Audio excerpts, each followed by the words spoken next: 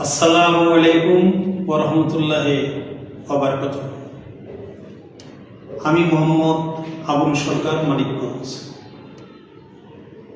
মহান আল্লাহ তাআলার দরবারে লাখো কোটি শুকরিয়া আদায় করি এই জন্য যে আজ প্রায় 5 মাস পরে কাশিমপুর কারাগার থেকে মহান আল্লাহ তাআলার দয়া ইচ্ছায় জামিনে মুক্তি পেয়ে আপনাদের সাথে দুটি কথা বলার সুযোগ পেয়েছি। আমি আপনাদের কাছে করজোরে আমার এই মিনতি জানাব।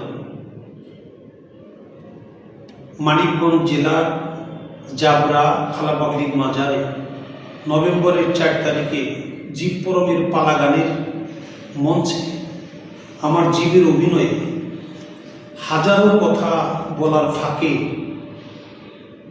একটি আঞ্চলিক বেফাস শব্দ আমার মুখ ফুসকে বেরিয়ে যায়।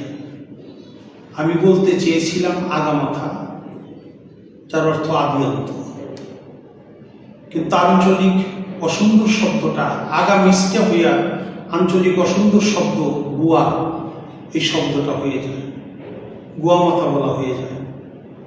যে কারণে আপনারা ধর্মপ্রাণ মুসলমান, আশেকান জাকেরান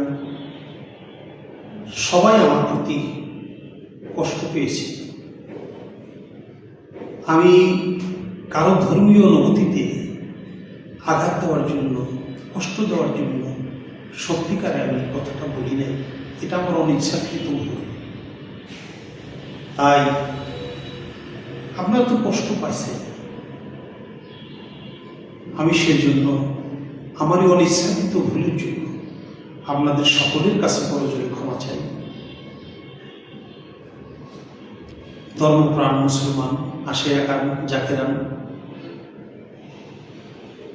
যারা কষ্ট পেয়েছে তারা মেহরবানি করে